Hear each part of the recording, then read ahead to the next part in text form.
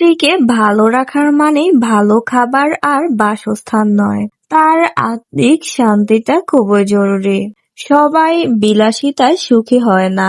একজন স্বামী মানে যার হাত ধরে তার স্ত্রী সব ছেড়ে আজীবন কাটিয়ে দিবে, যার ফলে তার সর্বগুণ থাকা প্রয়োজন।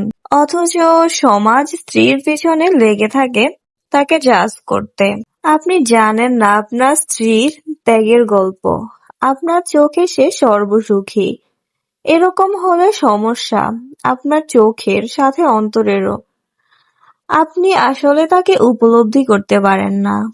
একটা স্বামী শুধু জীবনসঙ্গী নয়, বরং বাবা মায়ের স্নেহের অংশীদার, স্ত্রীর উত্তম বন্ধু।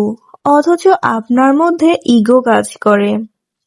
স্ত্রীর উপদেশ শুনতে যদি শরীর জ্বলে তাহলে বুঝে নিন শয়তান আপনাকে অহংকারে কাবু করে ফেলেছে। স্ত্রীর প্রতি যেমন স্বামীর কর্তব্য রয়েছে, তদ্রূপ স্বামীর প্রতিও স্ত্রীর পূর্ণ হক রয়েছে। সংসার জীবনে কলহ আসবেই, কিন্তু সেই কলহের জবান দিয়ে যেন এমন কিছু বের না হয় যেটা সাংসারিক জীবনটায় বিষাদ করে দেয়।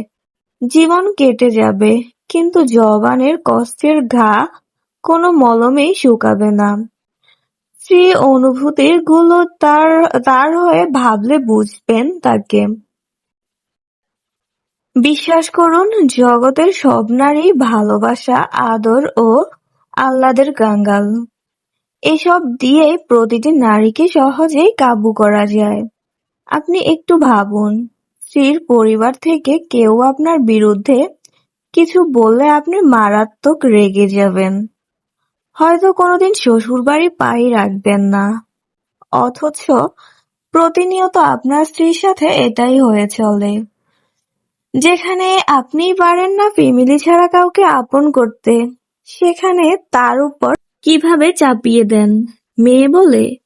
মেয়ে বলে কি সে মানুষ না? আপনিও যে মায়ের সন্তান, সেও এক মায়েরই সন্তান, বরং বাবার রাজকুমারীও। আচ্ছা, কোন আইনে লেখা আছে একটা মেয়েকে এসব সহ্য করতেই হবে? না রাষ্ট্রীয় আইন, না ইসলামী শরিয়া। শরীয়তের দৃষ্টিতে নারীরা এহসান করে, না করলে বাধ্য নয়।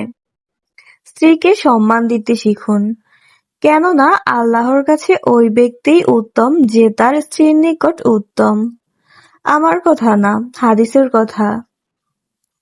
একজন স্বামীকে খুব বেশি সাপোর্টিভ হতে হয়। উত্তম জীবনসঙ্গী না পেলে জীবন বেশি তিক্ত হয়।